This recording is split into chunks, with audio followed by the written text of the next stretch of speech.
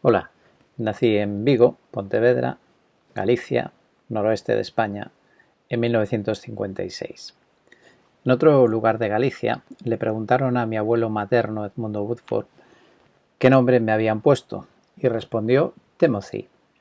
Años después el hombre me preguntó cómo me llamaba porque oía que la gente se refería a mí como Timoteo y pensaba que estaban equivocados. Allí de niño y jovencito me decían Timocín y una mujer a la que eso le debía de sonar algo raro me decía Tomasín. En el colegio, mi profesora de latín, a quien debía de hacerle gracia mi segundo apellido, pero se ve que los idiomas anglosajones no se le daban bien, me llamaba Wolf, lo cual significa lobo. Para mi abuelo paterno, yo era Alvarito, pues ese era también su nombre y el de mi padre. En la vida laboral era Álvaro, pues así figura como mi primer nombre en el DNI. Pero cuando iba alguien de la iglesia a preguntar por mí al trabajo y preguntaban por Timoteo, nadie sabía quién era. Y lo mismo ocurría al revés. Cuando un compañero de trabajo hablaba con alguien de la iglesia refiriéndose a Álvaro, la gente se preguntaba quién sería ese Álvaro. Para la familia y amigos ingleses soy Tim, y para la familia y amigos españoles soy Timo. Recuerdo una amiga de mis suegros que se ve que eso de Timo le sonaba mal y entonces ella me llamaba Teo. Mientras que para un gran amigo de la familia, Luis Carballosa, que siempre tiene en mente la raíz griega de las palabras, en este caso de mi nombre, soy para él el prefijo Timo, que significa estimación, honor. Bueno, ahora que ya me podéis identificar y llamar como queráis, os hablaré de mi fe. Soy creyente evangélico, lo cual define mis creencias como cristiano, heredero de la Reforma del siglo XVI y de grupos no conformistas o movimientos de restauración, para quienes la Reforma protestante había sido incompleta. ¿Por qué soy cristiano evangélico? Bueno, alguno dirá, sí, claro, porque su familia de origen eran también evangélicos. Hay una pregunta muy gallega que solía hacer la gente mayor, ¿no? Cuando preguntaban por alguien y trataban de identificarle, la pregunta siempre decía, el ojo ti de quen ves sendo, el ojo ti de quen ves sendo, de dónde vienes, ¿no? De qué familia eres. Pues hasta donde tengo conocimiento con nombre y apellido, por parte de mi padre, mi bisabuelo Juan Bibiloni, mallorquín, fue monje, ermitaño, convertido al Evangelio en 1905. Luego fue colportor, es decir, distribuidor de Biblias y porciones de la misma, trabajando unos 10 años para la Sociedad Bíblica allá en Mallorca y otras partes de España como Cataluña y Aragón. También sufrió diversos atentados por ello y después fue pastor de la Iglesia Metodista en Palma. Mi abuelo paterno, Álvaro Figueiredo, de Vigo, era también creyente evangélico. En 1936, trabajando para el Ayuntamiento de Mallorca, por amor a Dios y al prójimo, se jugó la vida por salvar la de 32 afiliados al Partido Comunista, haciendo desaparecer la lista que encontró sobre la mesa del jefe de personal de arbitrios. Por parte de mi madre, mi tatarabuela, Ellen Watling, de Suffolk, Inglaterra, era una conocida creyente evangélica ya de mediados del siglo XIX. Y su yerno, es decir, mi bisabuelo Frederick Barker, jugó un papel importante en el establecimiento de varias iglesias evangélicas en aquella zona de Inglaterra. Y su hija, es decir, mi abuela Elena, vino como misionera a Galicia, España, en 1909, teniendo tan solo 18 años. Mi abuelo materno, Edmundo Woodford, fue criado en la iglesia anglicana, en Londres, pero con 7 años empezó a asistir a una iglesia evangélica donde se convirtió a los 12 años y con 28 vino también de misionero a Galicia, donde precisamente aquí conoció a su mujer y se casaron aquí en Galicia.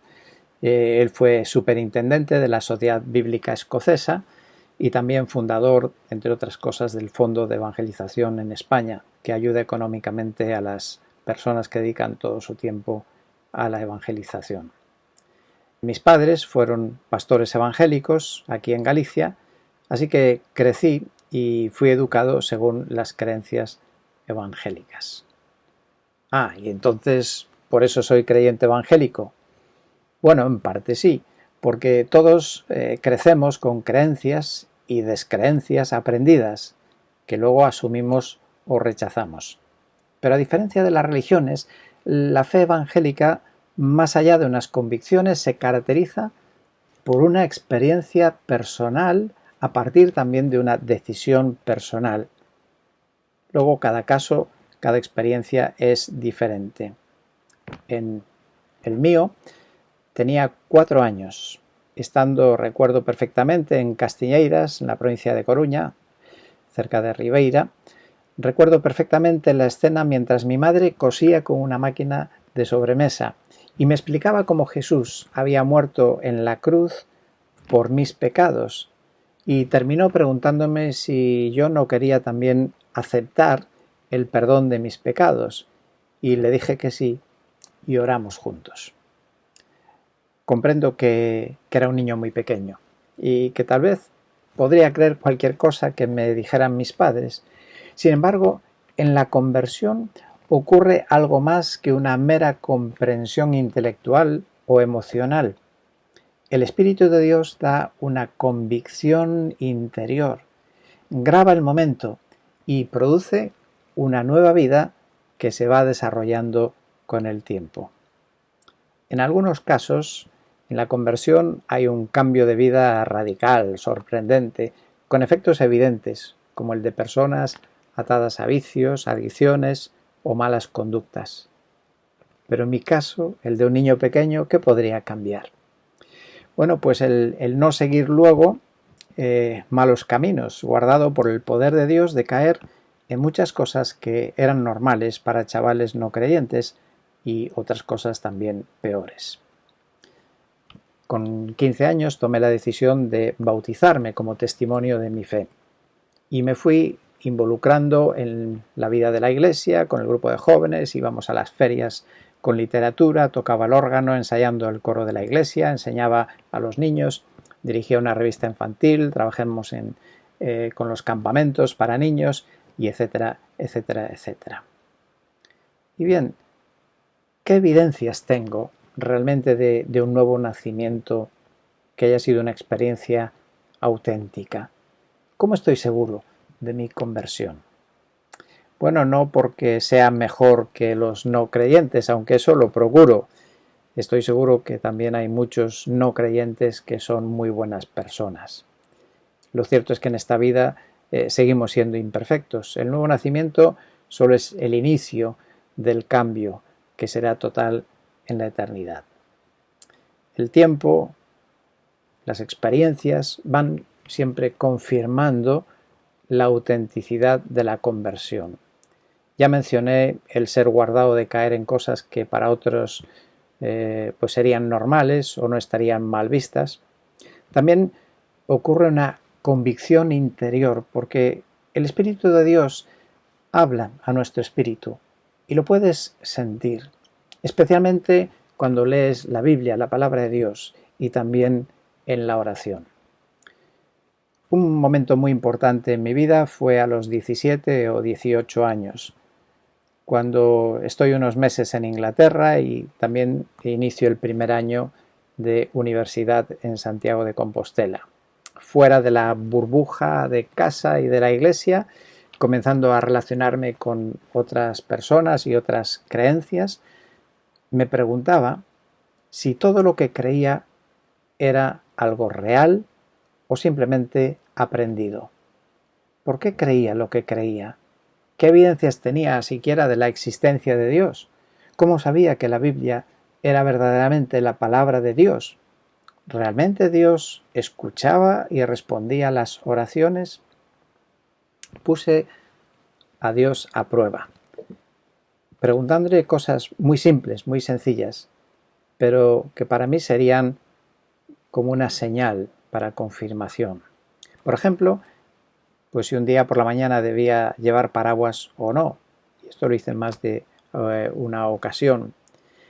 En otro momento, estando en un culto en Inglaterra, que me interesaba mucho el tema, lo que se estaba diciendo, una niña pequeña no paraba quieta y no me dejaba seguir la predicación. En ese momento recordé una experiencia de Jesús y hice mía una oración que fueron las palabras de Jesús a Pedro cuando dijo: apártate de mí, Satanás, porque estaba convencido que aquello era un estorbo del diablo, que no quería que yo escuchara aquel mensaje. ¿Y qué ocurrió?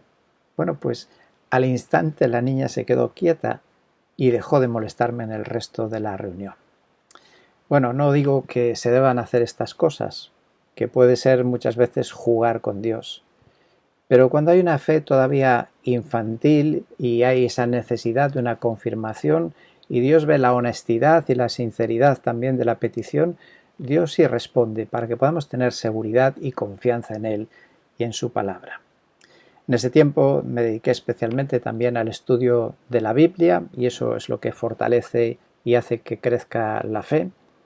Y también fueron muy importantes las lecturas de historias de misioneros. Me impactó especialmente El contrabandista de Dios, que se dedicaba a llevar Biblias a los países que por aquel tiempo se decía que estaban detrás del telón de acero, países comunistas. Y él iba con el coche lleno de Biblias y cuando llegaba a la frontera él oraba y decía: Señor, tú que diste la vista a los ciegos, ahora te pido que ciegues a estos guardias. Y lo cierto es que nunca le quitaron ninguna de las Biblias que llevaba.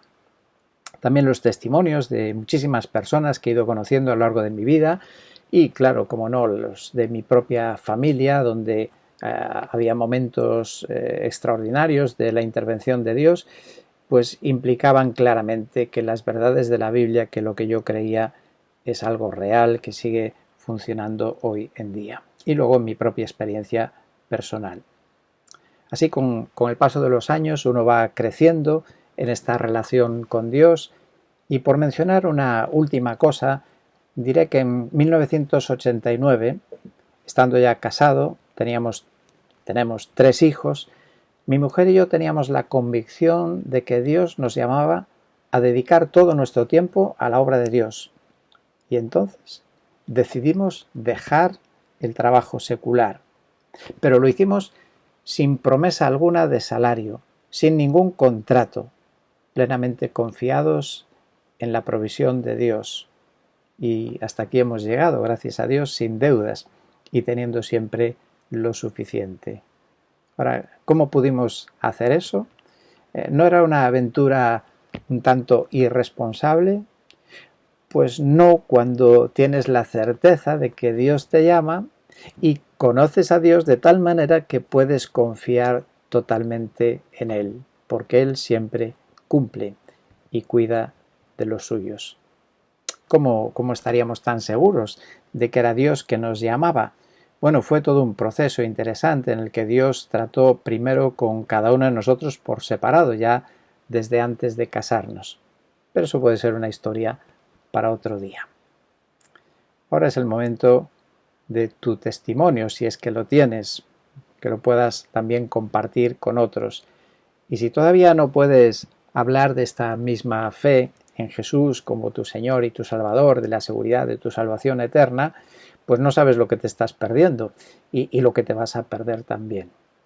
Te recomiendo que pidas ahora perdón a Dios por tus pecados, que le des gracias porque Jesucristo pagó por ellos ya en la cruz y te ofrece ese regalo del perdón. Pídele que te salve y entrégate a Él como tu Salvador y Señor. Tu vida estará en las manos más poderosas y seguras que pueden existir. Y luego lee la Biblia, reúnete con otros cristianos para crecer en tu fe. Y si tienes dudas, no dudes en preguntar. Que Dios te bendiga.